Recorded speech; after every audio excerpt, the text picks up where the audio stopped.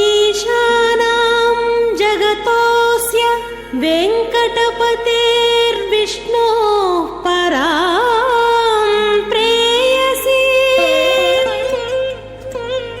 तद्वक्षस्थलनित्यवासरसिकां तत्क्षान्त्यसंवर्धिनी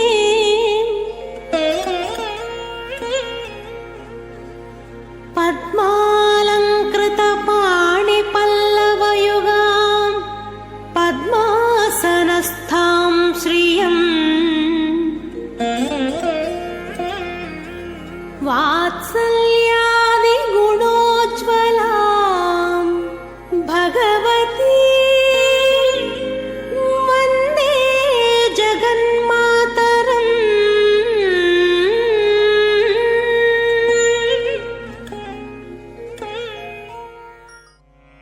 शान्तानन्द महाविभूति परमं यद्ब्रह्मरूपं हरेः मूर्तं ब्रह्म ततोऽपि तत्प्रियतरं रूपं यदत्यद्भुतम् यान्यन्यानि यथा सुखं विहरतो रूपाणि सर्वाणि तानि आहुस्वैरनुरूपरूपविभवैः गाढोपगूढानि ते।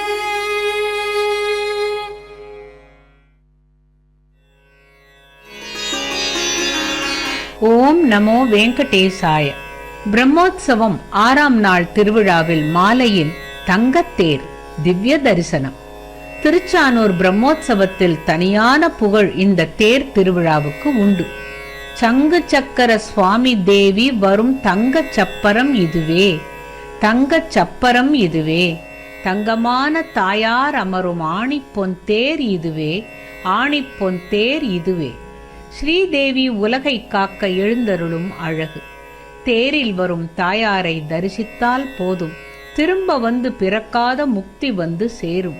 தேரில் வரும் தாயாரை தரிசித்தால் போதும், திரும்ப வந்து பிறக்காத முக்தி வந்து சேரும். சங்கு சக்கர பாணி தேவி வரும் தங்கச் சப்பரம் இதுவே, தங்கச் சப்பரம் இதுவே. ஆஹா, அலங்கார தேரில் அழகான பவனி.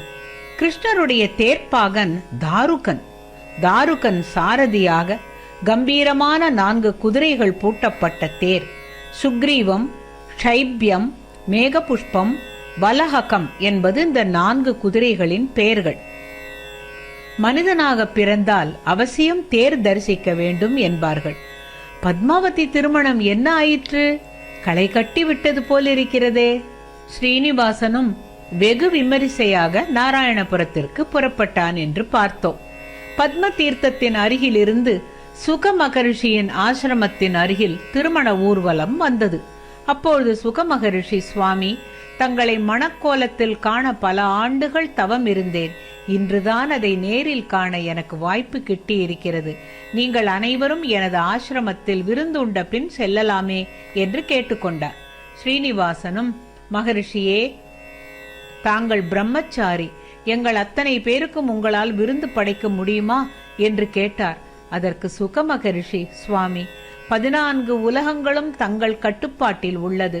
தங்கள் ஒருவர் உண்டால் அனைவரும் உண்டது போல் ஆகாதா என்று கேட்டார். மகுள மாலிகாவும் ஸ்ரீனிவாசனிடம் சுக மகரிஷியின் ஆசிரமத்தில் தங்கிச் செல்லலாம் என்று கூறவே அன்று இரவு அவர்கள் அங்கே தங்கினார்கள். சுக மகரிஷி ஸ்ரீனிவாசன் உண்பதற்கு நல்ல காய் கனிகளை படைத்தார். அவற்றை உண்ட ஸ்ரீனிவாசன் ஏப்பமிட்டார். திருமண ஊர்வலத்தில் கலந்து கொண்ட அனைவருக்குமே விருந்து உண்ட உணர்வு ஏற்பட்டது. மறுநாள் அனைவரும் நாராயணபுரத்திற்கு புறப்பட்டு சென்றனர். விரைவிலேயே ஊர்வலம் நாராயணபுரம் வந்தடைந்தது. மாப்பிள்ளை ஸ்ரீனிவாசன் நாராயணபுரம் வந்தடைந்த செய்தியை கேட்டு ஆகாசராஜன் மேள தாளத்தோடு ஸ்ரீனிவாசனை வரவேற்க வந்தான். மாப்பிள்ளை இல்லத்தாரை சிறப்பாக வரவேற்று அவர்களை ஓர் அழகாக அலங்கரிக்கப்பட்ட மாளிகையில் தங்க வைத்தான். அன்று இரவில் ஆகாசராஜன் மாப்பிள்ளை இல்லத்தாருக்கு சிறப்பான விருந்து படைத்தான். மறுநாள் பொழுது புலர்ந்தது. அனைவரும் குளித்து திருமணத்திற்கு தயாராகினர். ஆகாசராஜன் ஸ்ரீனிவாசனை அரச முறைப்படி திருமணத்திற்கு அழைத்துச் செல்ல வந்தான். பத்மாவதி திருமண வரலாற்றை கேட்டபடியே நாம் தங்கத்தேரின் அழகையும் தரிசித்து விட்டோம்.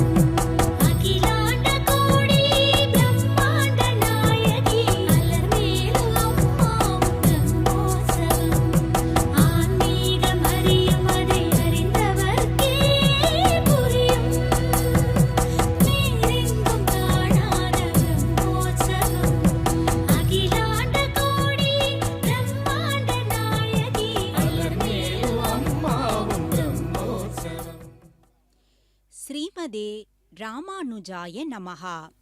பிரம்மோற்சவத்தின் 6ஆம் நாளான இன்று பத்மாவதி தாயார் தங்க ரதம் ஏறி திருவீதி உலாவரும் காட்சியை நம் கண்களும் மனமும் குளிர கண்டு கொண்டிருக்கிறோம்.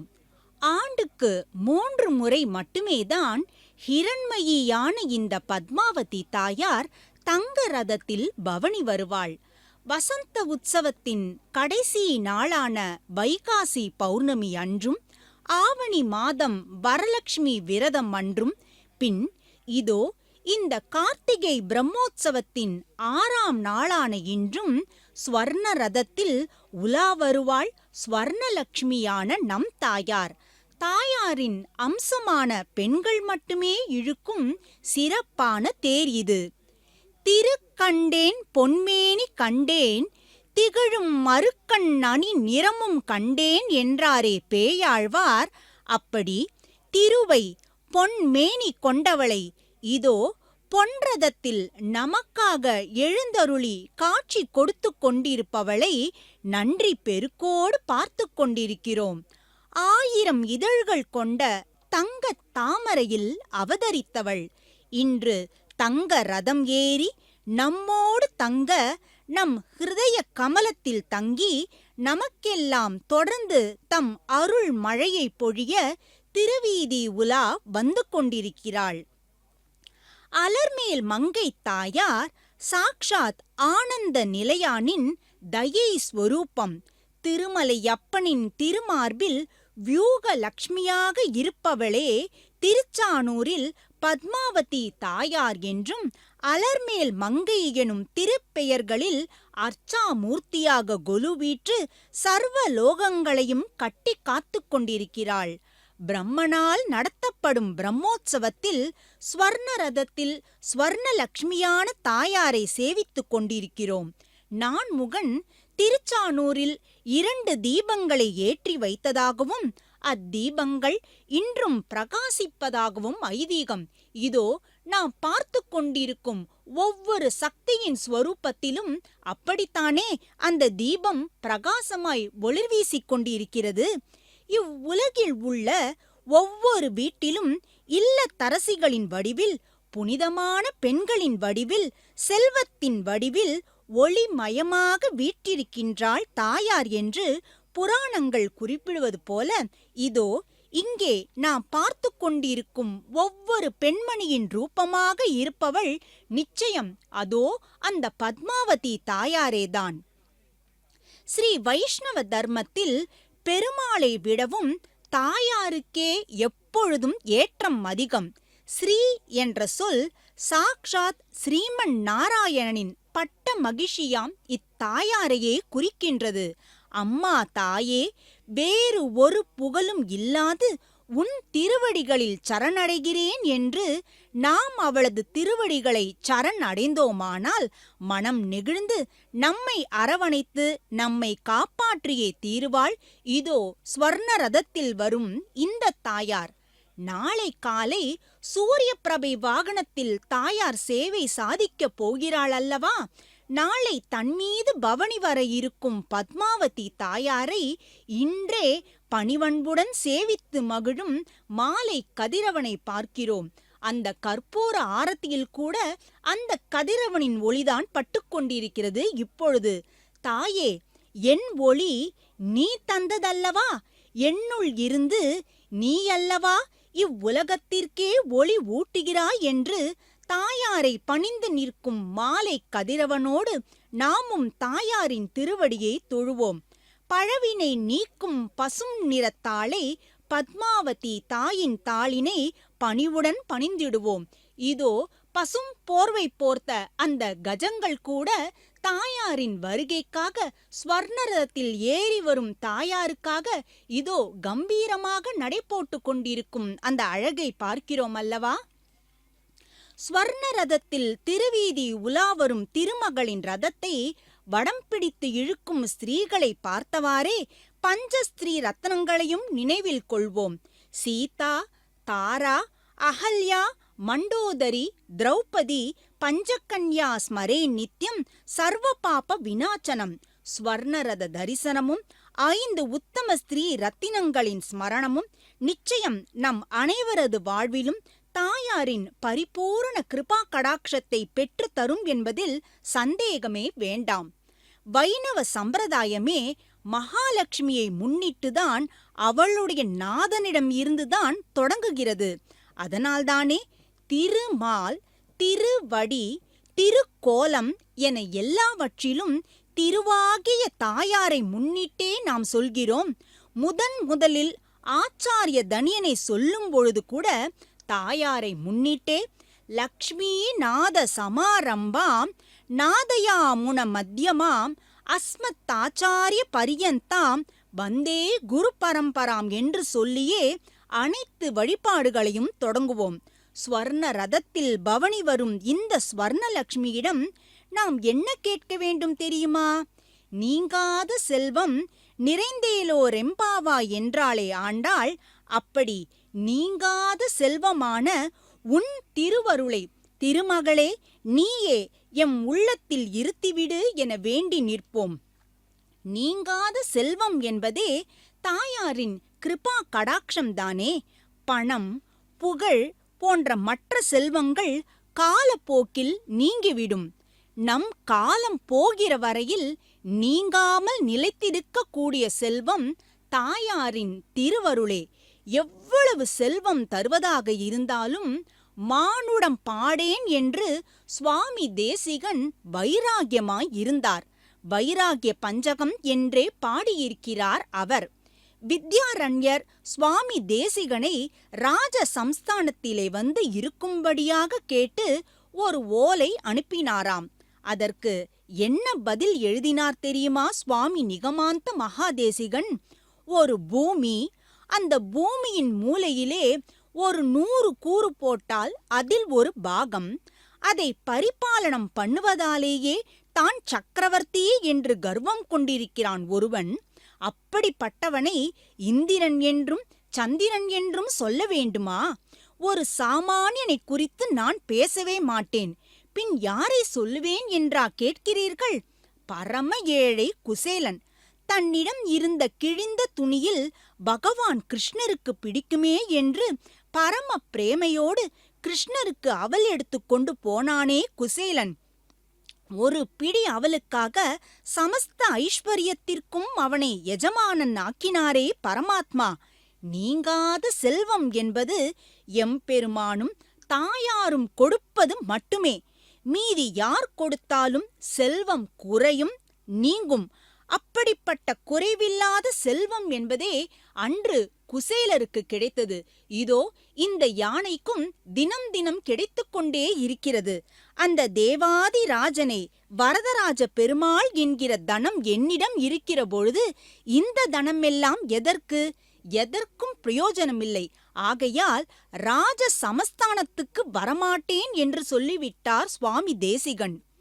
ஒரு ஆபத்து அல்லது கஷ்டம் என்று வரும்பொழுது தெய்வ கடாட்சம் எனும் மிக பெரும் செல்வம்தான் நம்மை காப்பாற்றுமே தவிர நம்மிடம் இருக்கும் பணத்தால் எல்லா சந்தர்ப்பங்களிலும் நம்மை காப்பாற்ற முடியாது. ஆனந்தமயன், ஆனந்த நிலையவாசன் அந்த திருவேங்கடமுடையான். அவன் திருமார்பில் இருக்கும் தாயாரே சாந்தி நிலையவாசினி. அப்பெருமாளோடு சேர்ந்து நமக்கு நிலையான ஆனந்தத்தையும் மனசாந்தியையும் தரக்கூடியவள்.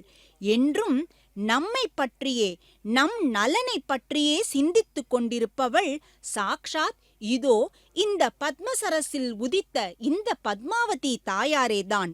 நம் மனதில் வலையாய் பின்னி இருக்கும் கவலைகளையும் கஷ்டங்களையும் அந்த தாயாரிடம்தானே உரிமையோடு சென்று நாம் சொல்லிவிட முடியும்.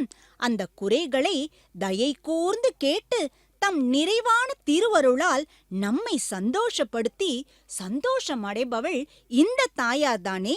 அந்த தாயாரின் திருவடியை நம் உள்ளத் தாமரையில் நிறுத்தி ஜபம் செய்வதே இப்பிறவியின் பயன் என்றே நாம் கொள்ள வேண்டும். ஆளவந்தார் சாதக பக்ஷி மாதிரி ஒரே உணர்வு, ஒரே எண்ணம் நமக்கு இருக்க வேண்டும் என்கிறார் ஒரு ஸ்லோகத்தில். சாதக பறவை எப்பொழுதும் வானத்தை பார்த்து எப்பொழுது மழை வரும், எப்பொழுது மழை வரும் என ஏங்கிக் கொண்டே இருக்குமாம். ஆகாசத்தில் இருக்கும் நீர் துளியை மட்டுமேதான் அது பருகுமே ஒழிய பூமியில் இருக்கும் தீர்த்தத்தை அது தொடவே தொடாதாம். வானத்தை பார்த்து இப்படி எதிர்பார்த்து கொண்டிருக்கிறதே இந்த பறவை, தியானம் செய்கிறதே என்று அந்த சாதக பறவைக்காகவே மழையை பொழிவிப்பானாம் வருண பகவான். அந்த சாதக பறவையைப் போலவே எப்பொழுதும் பெருமாளையும் தாயாரையும் நினைக்கக்கூடிய உணர்வு நமக்கு ஏற்பட வேண்டும். இதோ இந்த பிரம்மோற்சவ திருவிழாவில் இது நாள் வரையில் கலந்து கொண்ட பக்தர்கள் கூட அப்படித்தான் சாதக பறவையைப் போலவே மேகத்தை பார்த்து கொண்டே இருந்தார்கள்.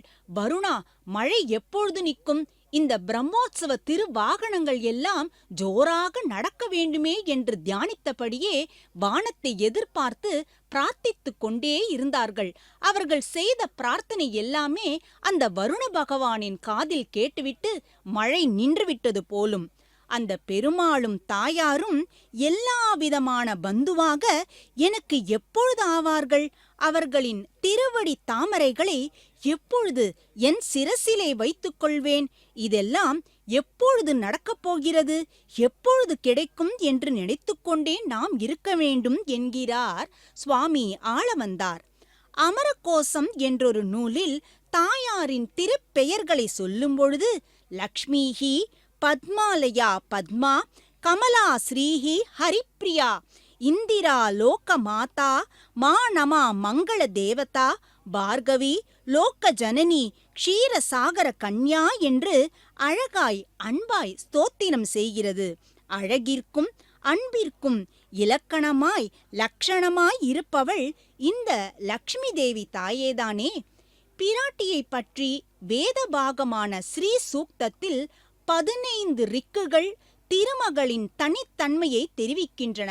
அவையாவன: பொன் நிறம் உடையவள், நற்செல்வங்கள் அனைத்தும் அளிப்பவள், எப்பொழுதும் நிறை மனத்தை உடையவள், அன்பர்கள் இடத்தில் கருணை உள்ளவள், தேவனான ஹரியுடன் சேர்ந்தே இருப்பவள், அதனால் வன்மை மிக்கவள், அடியவர் துன்பங்களை போக்குபவள், பசி தாகம் தூக்கம் வளமின்மை ஆகியவற்றை போக்குபவள், ஈர மனத்துள்ளவள், அடியவர்களை போஷிப்பவள், ஆனந்தமே வடிவெடுத்தவள். பொய்கையாழ்வார் திருமகளுடன் கூடிய எம்பெருமான் திருக்கோவலூர் இடைக்கழியில் வந்து நின்றமையை நீயும் திருமகளும் நின்றாயால் குன்றெடுத்து பாயும் பனி மறைந்த பண்பாளா என்று வியக்கிறார். திருமகளுடன் கூடியிருப்பதே எம்பெருமானுக்கு தனி சிறப்பு என்பதை மங்கையான் பூ மகளான் என்றும் காட்டியுள்ளார்.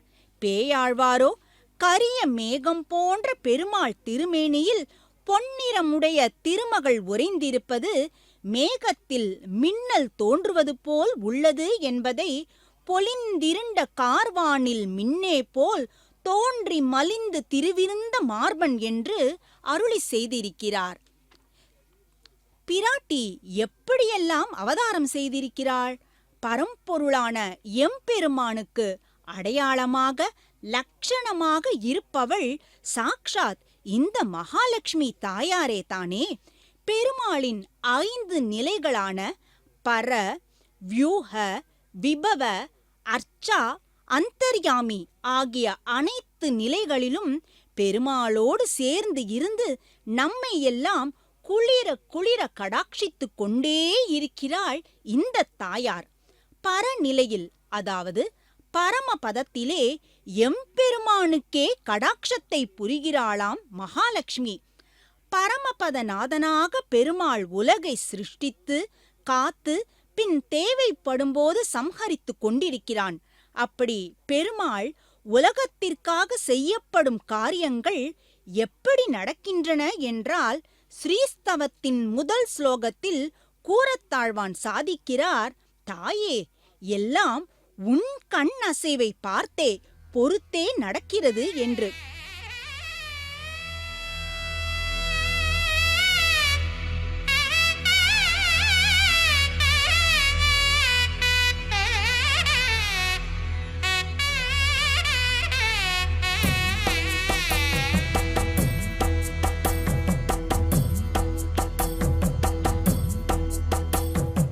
அகிலாண்ட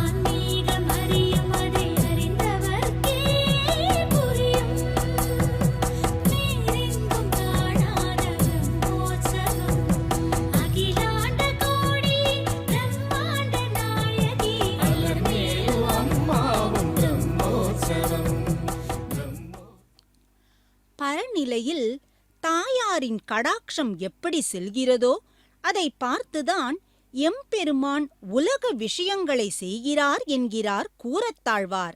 யஸ்யா வீக்ஷ்ய முகம் என்று தாயாரின் பார்வை செல்லும் வழியை மார்க்கமாக கொண்டே பெருமாள் செயல்படுகிறாராம். வியூக நிலையில் திருப்பார்கடலில் எழுந்தருளியிருக்கிறார் பெருமாள். பெருமாளுக்கு மிகவும் பிடித்தமான இடம் திருப்பார்கடல்தான். திருமலைக்கு அடுத்தபடியாக அல்லது திருமலைக்கு இணையாக பிடித்த இடம் திருப்பார்கடல்தான். ஆம், திருப்பார்கடலில் இருந்துதானே பிராட்டி அவதாரம் செய்தாள். துர்வாச மகரிஷி இட்ட சாபத்தால் தேவர்கள் ஐஸ்வர்யங்களை எல்லாம் இழந்து பார்க்கடலுக்குச் சென்று பத்மநாபனாக அங்கே பள்ளி கொண்டிருந்த பெருமாளிடம் தங்கள் சாபத்திலிருந்து விடுபடுவதற்கான வழியை வேண்டி நிற்க, பெருமாளோ திருப்பார்கடலை கடைந்தால் தாயாரின் கடாட்சம் எனும் அமிர்தம் உங்களுக்கு கிடைத்திடும், இழந்த ஐஸ்வர்யம் எல்லாம் உங்களை தேடி தானாகவே வந்து சேர்ந்துவிடும் என அருள, தேவர்களும் அப்படியே திருப்பார்கடலை கடைந்து தாயாரின் பரிபூரண கடாட்சத்திற்கு பாத்திரமானார்கள். தாயாரின் கடாட்சத்தால் தேவர்களுக்கு என்னவெல்லாம் கிடைத்தது என்று சுவாமி தேசிகன் தம் ஸ்ரீஸ்துதியின் 14வது ஸ்லோகத்தில் அழகாக தெரிவிக்கிறார். அமிர்த சகஜே, அமிர்தத்துடன் கூட பிறந்தவளே என தாயாரை அழைக்கிறார் இந்த ஸ்லோகத்தில். தேவர்கள் எல்லாரும் தம் தம் தர்ம பத்தினிகளோடு வந்து திருப்பார்கடலில் பள்ளி கொண்டிருந்த பெருமாளையும் அவர் தம் திருவடியில் இருந்த தாயாரையும் சேர்த்து சரணடைந்தார்கள். அவர்கள் செய்த அந்த சரணாகதியை பார்த்த தாயார், இவர்கள் செய்த இந்த சரணாகதியின் பலனாக தேவலோகம் மட்டுமல்லாமல் 3 லோகங்களுக்கும் சேர்த்தே தம் கடாட்சத்தை கொடுத்து விட்டாளாம். நல்ல வாழ்க்கை துணை, குழந்தை செல்வம், நல்ல நண்பர்கள், நல்ல உடல் மற்றும் மன ஆரோக்கியம், ஐஸ்வர்யம் என அனைத்தையுமே அளிக்கக்கூடியது நம் தாயாரின் கடாட்சம். வியூக நிலையில் திருப்பார்கடலில் எப்படி சகல ஜீவராசிகளுக்கும் தம் கடாட்சத்தை அள்ளி வழங்கினாளோ அதே தாயார்தான் இன்று பத்மாவதியாக ஸ்வர்ண ரதத்தில் அமர்ந்து கொண்டு நம் அனைவருக்கும் சகலவிதமான மங்களங்களையும் அருளிக் கொண்டிருக்கிறாள்.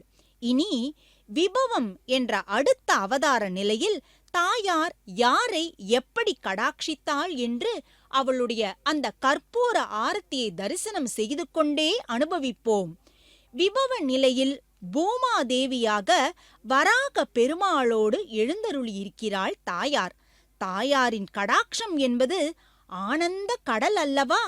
பிரளய காலத்தில் ஆனந்த சாகரத்தை பொங்க வைக்கும் தம் கடாட்சத்தை வராக பெருமாள் மீது செலுத்தினாளாம் பிராட்டி. பெருமாளுக்கே நிலையான ஆனந்தம் தாயாரின் கடாட்சத்தால் தான் கிடைத்ததாம். அப்படிப்பட்ட விபவ நிலையில் ஆனந்தத்தை பெருமாளுக்கு தந்த அந்த தாயாரை நாம் மனதில் நினைத்து கொள்ளும் பொழுது நமக்குள்ளும் நிச்சயம் நிலையான ஆனந்தம் என்பது தானாகவே பொங்கும், தங்கும்.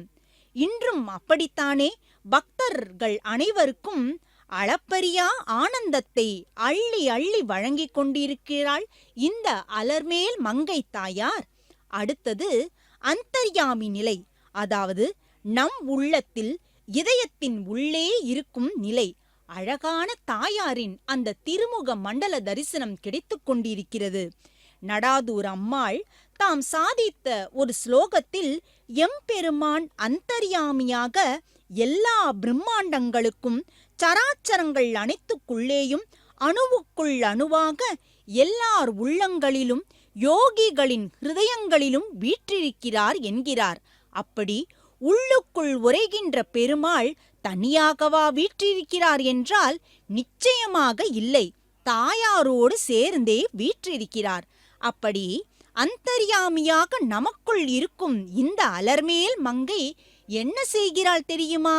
நமக்குள் பக்தி பெருகுவதற்கு தம் அபாங்கத்தின் வழி, அதாவது கடாட்சத்தின் வழி செய்து கொடுக்கிறாள். வாழ்க்கையில் துன்பம் கஷ்டம் வருவது சகஜம்தான்.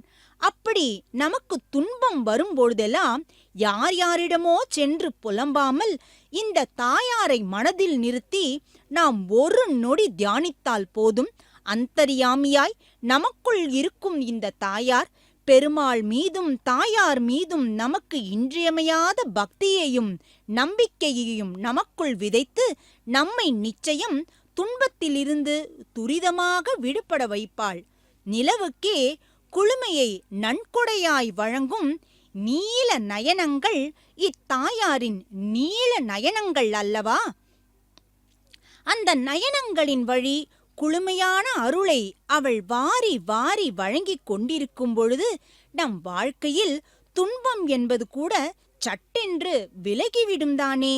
அர்ச்சா நிலையில் இந்த பூலோகத்தில் பற்பல திருக்கோயில்களிலும் திவ்ய தேசங்களிலும் பெருமாளோடு சேர்ந்து எழுந்தருளி அர்ச்சா நிலையில் நம்மை போன்ற பக்த கோடிகளை பரிவுடன் பார்த்து காத்து கொண்டிருக்கிறாள் அல்லவா இந்த பத்மசுந்தரி. திருவரங்கத்தில் ரங்கநாத பெருமாளோடு ரங்கநாயகியாக, உறையூரில் அழகிய மணவாள பெருமாளோடு கமலவல்லியாக, திருவிண்ணகரத்தில் ஒப்பிலி அப்பனோடு பூமாதேவியாக, திருச்சேரையில் சாரநாத பெருமாளோடு சாரநாயகியாக, திருநந்திப்புர விண்ணகரத்தில் ஜகநாத பெருமாளோடு செண்பகவல்லி தாயாராக, திருக்கண்ணமங்கையில் பக்தவத்சல பெருமாளோடு அபிஷேக வல்லியாக, திரு இந்தளூரில் பரிமள ரங்கநாத பெருமாளோடு புண்டரீக வல்லியாக, திருவஹீந்திரபுரத்தில் தேவநாத பெருமாளோடு ஹேமாம்புஜ வல்லியாக, திருமலையில் திருவேங்கடமுடையானோடு பத்மாவதி தாயாராக தயாதேவியாக என இப்படி அர்ச்சா நிலையில் பெருமாளோடு அழகாக எழுந்தருளி நமக்கெல்லாம் தம் திருவருளை அல்லவா தந்து கொண்டிருக்கிறாள். இதோ இந்த தங்கரத திருமகள். தாயாரையும் பெருமாளையும் சேர்த்தி கோலத்திலேயேதான் நாம் சேவிக்க வேண்டும். அவர்களிடம் நாம் சரணாகதி செய்யும் பொழுது கூட தாயாரிடம் முதலில் சரணாகதி செய்துவிட்டுதான் பின் பெருமாளிடம் நாம் சரணாகதி செய்ய வேண்டும். இதைத்தானே நம் சுவாமி ராமானுஜரும் நமக்கு காட்டிக் கொடுத்திருக்கிறார். அர்ச்சா நிலையில் ஸ்ரீரங்கத்தில் ரங்கநாத பெருமாளோடு எழுந்தருளி கொண்டிருக்கிறாள் ரங்கநாயகி தாயார் சேர்த்தி சேவையில். அப்படி அந்த திவ்ய தம்பதிகளை சேர்த்தியில் பார்த்ததும் அந்த திருக்கோலத்தை பராசர பட்டர் தம் ஸ்ரீ குணரத்ன கோசத்தின் 3வது ஸ்லோகத்தில் எம்பெருமான் ஒரு கல்பக விருட்சம், அந்த கல்பக விருட்சத்தில் படர்ந்திருக்கும் கற்பக கொடி தாயார் என்கிறார். லக்ஷ்மி கல்பவல்லி கடாக்ஷான் என்று தாயாரின் கடாட்சத்தை குறிப்பிடுகிறார். நல்ல புஷ்பங்கள் எல்லாம் பூத்து குலுங்கி இருக்க அதன் மீது வண்டுகள் இருக்கும்படி தோற்றம் அளிக்கிறாளாம் ரங்கநாயகி தாயார்.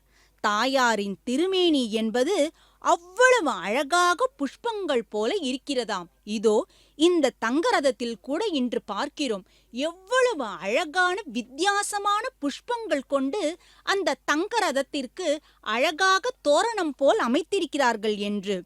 அவளின் அந்த தாயாரின் கருணை பொங்கும் திருக்கண்கள் வண்டுகள் போல் அல்லவா இருக்கிறது. இப்படி கல்பவல்லியாக அர்ச்சா நிலையில் சேவை சாதிக்கும் அந்த தாயாரை நாம் தியானிக்கும் பொழுதும் தரிசிக்கும் பொழுதும் நமக்கு சர்வ ஸ்ரேயஸையும் தந்துவிடுவாள் தாயார்.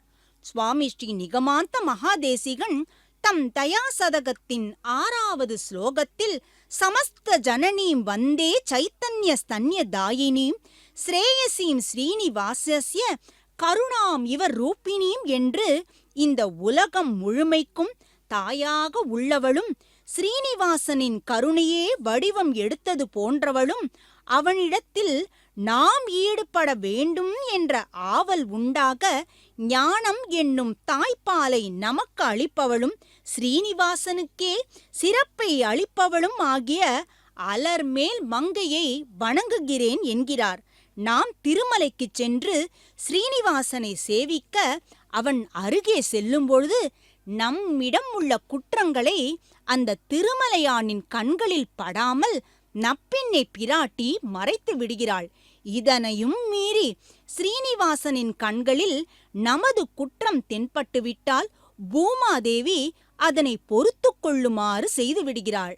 நமது குற்றங்களை பெருமாள் ஏற்றுக்கொண்டாலும் நமக்கு உதவ வேண்டும் என்ற குணத்தை மகாலட்சுமியே ஏற்படுத்துகிறாள். ஸ்ரேயசீம் ஸ்ரீனிவாசஸ்ய என்று பெருமாளின் மேன்மைக்கு இந்த தாயாரே காரணம் என்கிறார் சுவாமி தேசிகன். அனைவரிடமும் கருணையாக இருந்தால் மட்டுமே ஒருவனுக்கு மேன்மை உண்டாகும். அந்த கருணை ஸ்ரீனிவாசனுக்கு உண்டாக தயாதேவியே, மகாலட்சுமியே, பத்மாவதி தாயாரேதான் காரணம். ஆகவே அந்த அகிலாண்ட கோடி பிரம்மாண்ட நாயகனின் மேன்மைக்கு இதோ இந்த பத்மாவதி தாயாரேதான் காரணம் என்கிறார் சுவாமி தேசிகன். தாயாருக்கு மிகவும் பிடித்தமான அந்த கஜத்தை பார்க்கிறோம். இந்த கஜவாகனத்தில்தானே நேற்று தாயார் எழுந்தருளி நம்மையெல்லாம் குளிர குளிர கடாட்சித்தால். தயாசதகத்தின் 18வது ஸ்லோகத்தில் மகாலட்சுமியை தரித்தவனின் கருணை தேவியே, சாஸ்திரம் எனும் நிலையாக எரியும் தீபத்தில் சத்துவகுணம் எனும் திரிக்கொண்டு அன்பு எனும் எண்ணெய் ஊற்றி நீ ஏற்றுகிறாய். இதன் மூலம் மக்களின் அறியாமை என்ற இருள் நீக்கப்படுகிறது என்று கொண்டாடுகிறார் சுவாமி தேசிகன். இன்றும் அப்படித்தானே? தக தகவென ஜொலித்துக் கொண்டிருக்கும் இந்த தங்க ரதம் நம் மீது தரும் தங்க ஒளியில், தாயாரின் கருணை எனும் ஒளியில் நம் அறியாமை எனும் இருள் மெல்ல நம்மை விட்டு விலகுவதை நாம் உணர்ந்து கொண்டே இருக்கிறோம் அல்லவா? தாரா மைத்ரி என்ற ஒரு பதத்தை பிரயோகிக்கிறார் சுவாமி தேசிகன். தாரா மைத்ரி என்றால் கண்டவுடன் அன்பு என்பதே பொருள். இதற்கு எந்தவிதமான காரணமும் இருக்காது. ஸ்வர்ண ரதத்தில் வரும் தாயாரும் இப்படி எந்த ஒரு காரணமும் இன்றி தம் கருணையால் மட்டுமே நம் மீது அப்படி ஒரு அன்பை செலுத்திக் கொண்டிருக்கிறாள் இன்று. தாயாரின் பார்வை நம் மீது பட்டுவிட்டால் போதும், திருமலையில் உள்ள திருமலை வாசனின் பார்வையும் நம்மீது தானாகவே பட்டுவிடும். தாயாரின் பார்வையை தொடர்ந்தே பெருமாளின் பார்வை செல்கிறது அல்லவா? ஒரு தோட்டமானது தோட்டக்காரனின் கவனிப்போ பராமரிப்போ இல்லாமலேயே மழை தரும் நீரால் செழித்து வளரக்கூடும். அப்படி இந்த தாயாரின் கருணை என்ற ஒன்று தானாகவே நம்மீது படும்பொழுது நாம் மோட்சத்திற்காக பிரத்யேகமாக முயற்சி செய்ய வேண்டும் என்பதே இல்லை. தயாதேவியின் கருணை காரணமாக, இதோ இந்த பத்மாவதி தாயாரின் கருணை காரணமாக மோட்சத்திற்கான முயற்சிகளையும் பெருமாளே மேற்கொண்டு நமக்கு மோட்ச பலன் அளிக்கிறார். இதோ இந்த ஸ்வர்ணரத தரிசனமே நமக்கு மோட்ச பலனையும் நிச்சயம் தந்துவிடும். நம் சரீரமே ரதம், ஆத்மா ரதத்தை உடையவன், புத்தி அந்த ரதத்தை ஓட்டும் சாரதி, நம் மனதுதான் கடிவாளம். இந்திரியங்கள் ஆகிற 10 குதிரைகள் ரதத்தில் பூட்டப்பட்டுள்ளன. கடிவாளமாகிற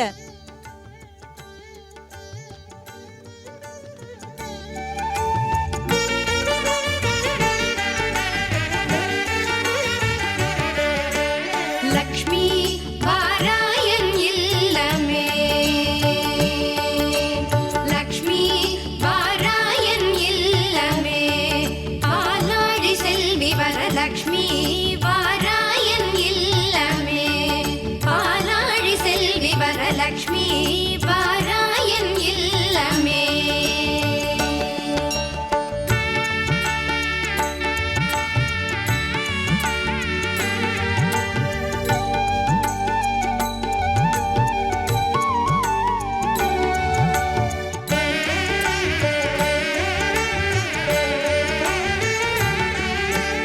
லக்ஷ்மி வா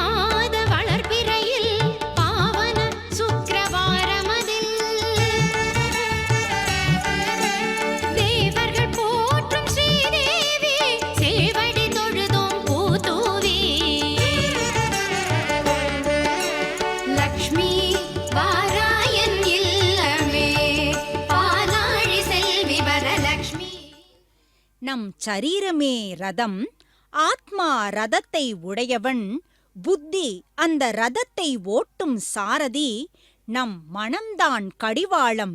இந்திரியங்கள் ஆகிற 10 குதிரைகள் ரதத்தில் பூட்டப்பட்டுள்ளன. கடிவாளமாகிற மனதை கொண்டு இந்திரியங்களாகிற குதிரைகளை கட்டுப்படுத்தவில்லை என்றால் ரதம் நிலை குலையும்.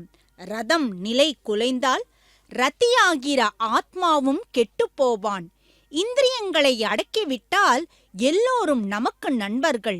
இந்திரியங்களை வெளியில் விட்டால் எல்லோருமே நமக்கு விரோதிகள்தான். துரியோதனனை பார்த்து பகவான் ஸ்ரீ கிருஷ்ணன், உனக்கு நண்பன் யார் என்று கேட்டாராம். யாராவது ஒருவனை சொல்வான் என்று பார்த்தால் எல்லோரும் எனக்கு விரோதிகள்தான் என்றானாம் துரியோதனன். தர்மபுத்திரரை பார்த்து பரமாத்மா கேட்டான், உனக்கு விரோதி யார் என்று. எல்லோரும் எனக்கு நண்பர்கள் என்றார் தர்மபுத்திரர். இவருடைய குணம் இப்படி, துரியோதனின் குணம் அப்படி. வெளியில் நமக்கு என்றுமே விரோதிகள் இல்லை. நம் இந்திரியங்கள்தான் நமக்கு விரோதிகள். சத்ருகனுக்கு சத்ருக்களே கிடையாது.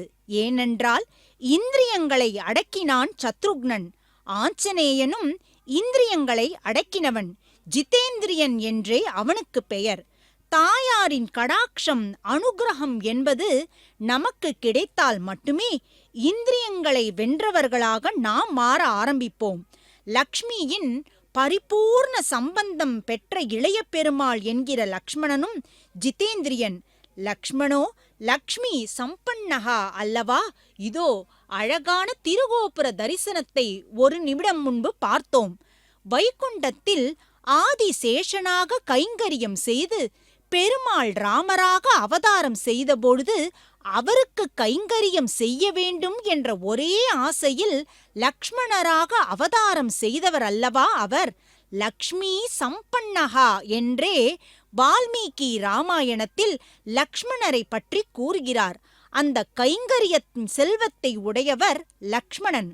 ராமரின் ஆத்மாவாகவே இருந்து ராமருக்கு சகலவிதமான கைங்கரியங்களையும் செய்தவர் லக்ஷ்மணன்தானே. தாயாரின் கடாட்சம் என்பது ஒருவருக்கு பக்தி, ஞானம், வாக்குவன்மை, தைரியம், செல்வ செழிப்போடு கூட பகவானுக்கு கைங்கரியம் செய்ய வேண்டும் என்ற புத்தியையும் கொடுக்கும்.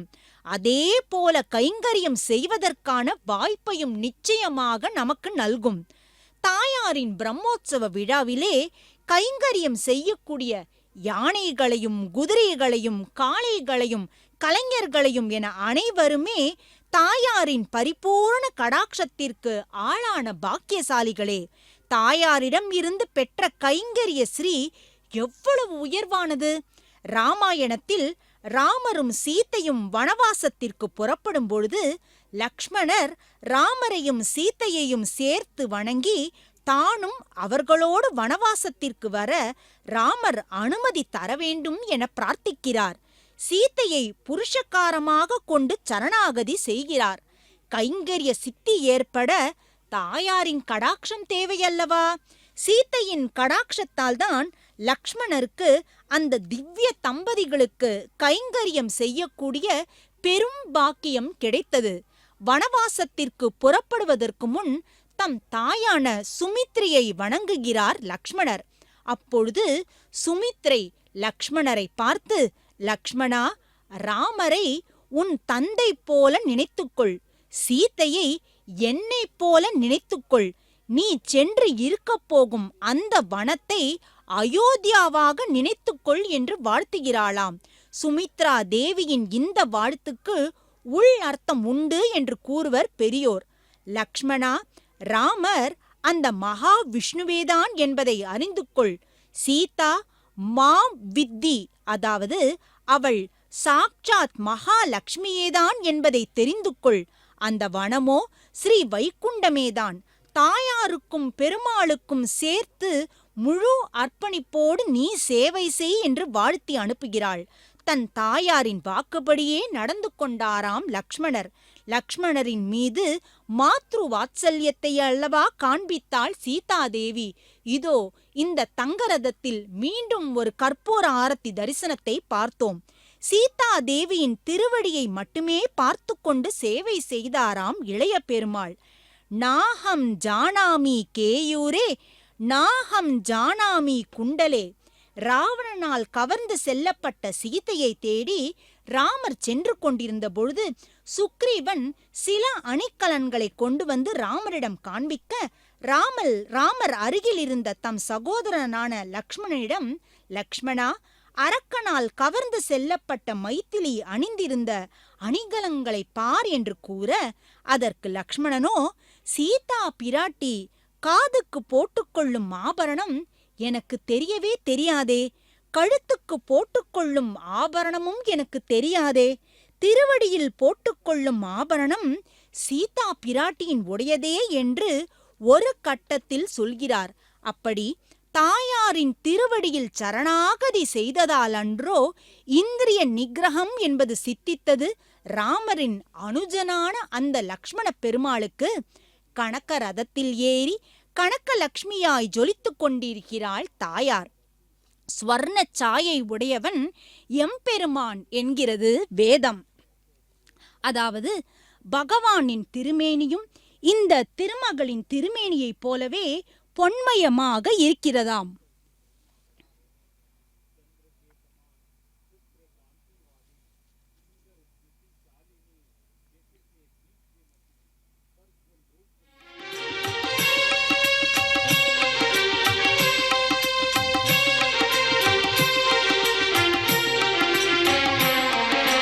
பத்மாவதியே பங்கஜ விழியே நித்தம் வருவாய் நிம்மதி தருவாய்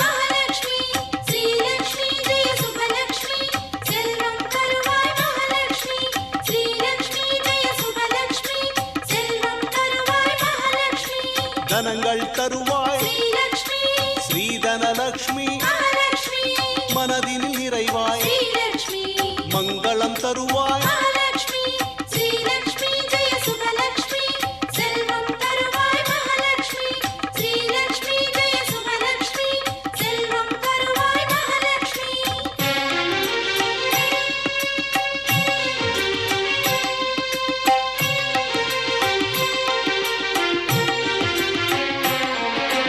உன்னடி பணிந்தோ உயர்வினை தருவாய் உன்னடி காண்போ புகழை தருவாய்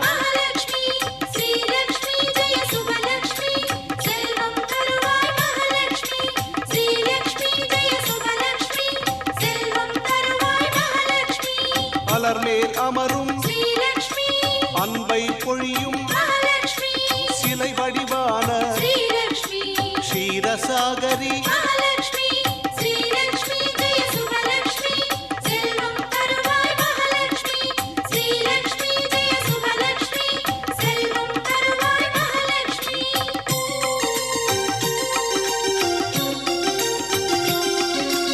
எட்டு செல்வமும் என்றும் தருவாய் மட்டில்லாத பெருமை தருவாய்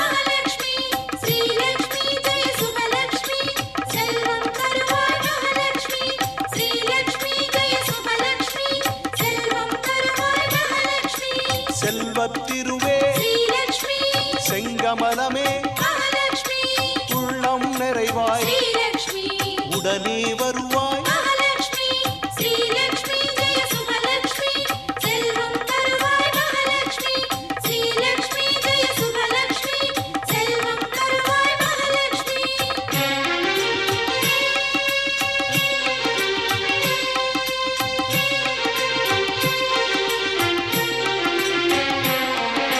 வேதம் பாடும் வேண்டிய வந்தோம் நாதம் போற்றும் நாராயணி நீ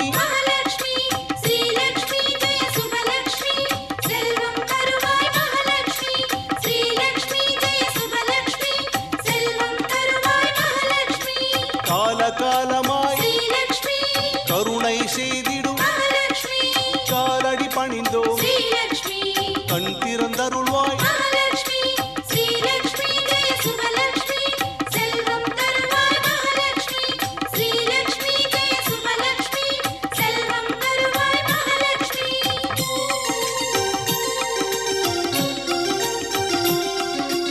பாக்யலட்சுமியே ஸ்ரீலக்ஷ்மி பாவம் தீர்ப்பாய் மகாலட்சுமி சீக்கிரம் வருவாய் ஸ்ரீலக்ஷ்மி ஸ்ரீரஞ்சனியே மகாலட்சுமி ஸ்ரீலக்ஷ்மி ஜெய சுபலக்ஷ்மி செல்வம் தருவாய் மகாலட்சுமி ஸ்ரீலக்ஷ்மி ஜெய சுபலக்ஷ்மி செல்வம் தருவாய் மகாலட்சுமி செந்திரலுடனே ஸ்ரீலக்ஷ்மி சமுதிரம் பிறந்தாய் மகாலட்சுமி மந்திரத்தாயே ஸ்ரீலக்ஷ்மி வரம் அருள்வாயே மகாலட்சுமி ஸ்ரீலக்ஷ்மி ஜெய சுபலக்ஷ்மி செல்வம் தருவாய் மகாலட்சுமி ஸ்ரீலக்ஷ்மி ஜெய சுபலக்ஷ்மி செல்வம் தருவாய் மகாலட்சுமி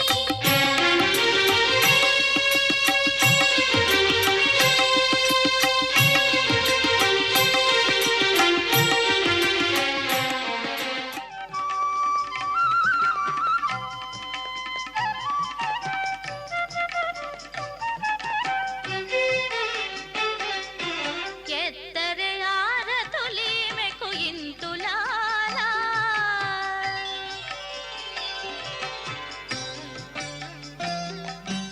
ಎತ್ತರೆಯಾರ ತುಲಿಮೆ ಕುಯಿಂತುಲಾಲ ಹತ್ತೆನು ಶ್ರೀ ವೆಂಕಟೇಶು ಕಲಮೇಲು ಮಂಗ ಎತ್ತರೆಯಾರ ತುಲಿಮೆ ಕುಯಿಂತುಲಾಲ ಹತ್ತೆನು ಶ್ರೀ ವೆಂಕಟೇಶು ಕಲಮೇಲು ಮಂಗ ಎತ್ತರೆ ಆರ ತುಲಿಮೆ ಕುಯಿಂತುಲಾಲ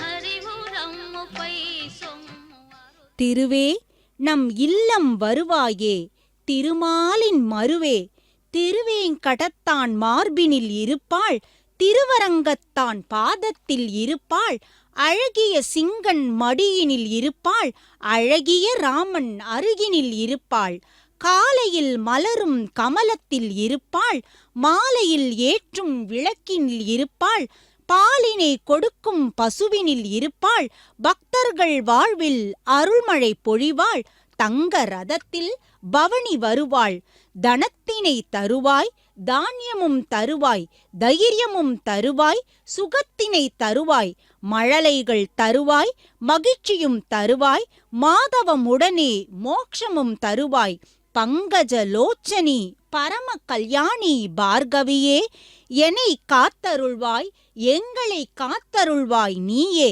எங்கும் நிரம்பிடும் இனிய பொற்பாதம் எங்கு திரும்பினும் உன் இனிய பொற்பாதம் உன் இனிய பொற் திருநாமநாதம் அதுவே தங்கிட வேண்டும் எங்கள் இல்லம்தனில் உள்ளம்தனில் அனுதினமும் பிள்ளைகள் எத்தனை பிழைகள் செய்தாலும் தள்ளியே வெறுப்பது தாயுனக்கழகோ உள்ளம் உவந்து ஒரு பிடி செல்வம் அருள் செல்வம் கைங்கரிய செல்வம் உன் கடாட்ச செல்வம் அள்ளிக் கொடுத்திடு அலர்மேல் மங்கையே ஸ்வர்ண ரதத்தில் வருபவளே என்ற பிரார்த்தனையை இதோ இந்த தாயாரின் திருவடியில் சமர்ப்பிப்போம்.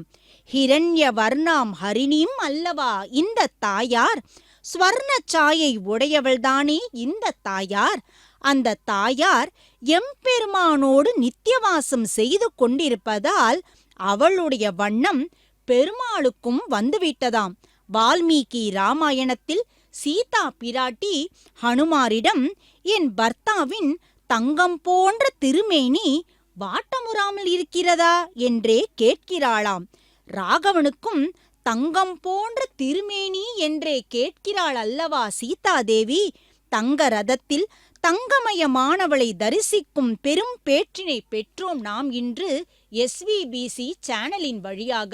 இதோ பக்தர்கள் அனைவருமே மனம் உருகி அந்த கனகலட்சுமிக்காக காட்டும் அந்த கற்பூர ஆரத்தி தரிசனத்தையும் பார்க்கிறோம். அந்த ஸ்வர்ண ரதத்தின் மீது அழகாய் எவ்வளவு அற்புதமாக அலங்கரிக்கப்பட்டிருக்கும் அந்த மலர் அலங்காரங்களையும் நாம் மனம் குளிர பார்த்து கொண்டிருக்கிறோம். லக்ஷ்மி தந்திரத்தின் 9வது அத்தியாயத்தின் முதல் ஸ்லோகத்தில் அகம் நாராயணி தேவி என்று தாயாரே தம் திருவாயால் ஞானம், ஆனந்தம், செயல்பாடு ஆகியவற்றை உடையவனாகிய நாராயணனின் செய்கைகள் அனைத்திலும் நாராயணியாகிய நான் ஒத்துழைத்தபடி உள்ளேன்.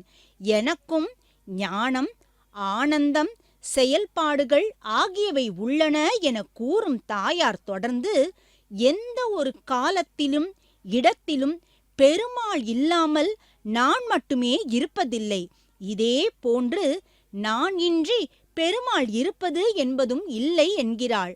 எவ்வளவு அழகான, உண்மையான, உள்ளர்த்தம் தோய்ந்த வார்த்தைகள் அவை அல்லவா?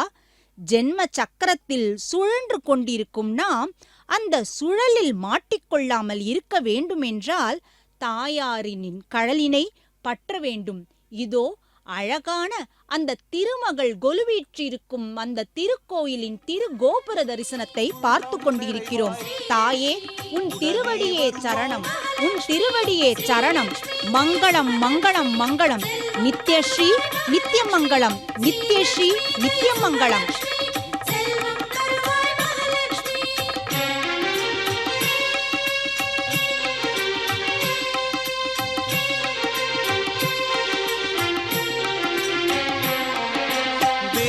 பாடும் வேண்டிய வந்தோம் நாதம் போற்றும் நாராயணி நீ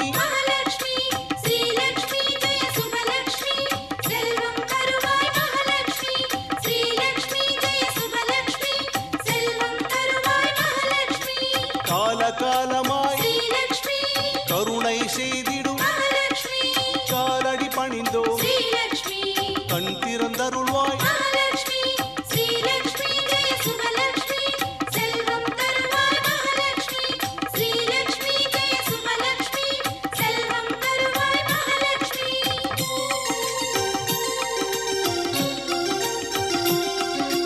பாக்யலட்சுமியே பாவம் தீர்ப்பாய் சீக்கிரம் வருவாய் ஸ்ரீரஞ்சனியே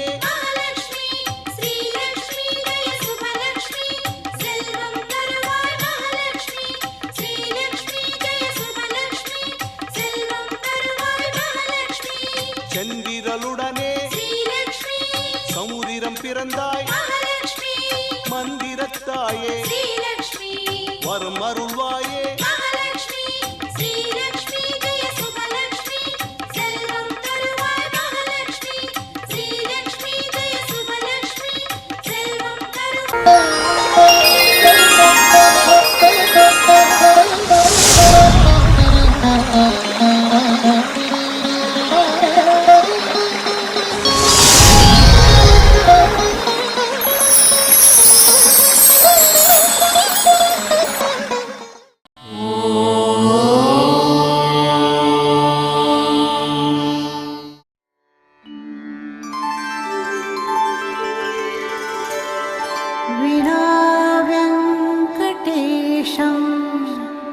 ननाथो ननाथः सदा वेङ्कटेशं स्मरामि स्मरामि हरे वेङ्कटेश प्रसीद प्रसीद प्रियं वेङ्कटेश प्रयच्छ प्रयच्छ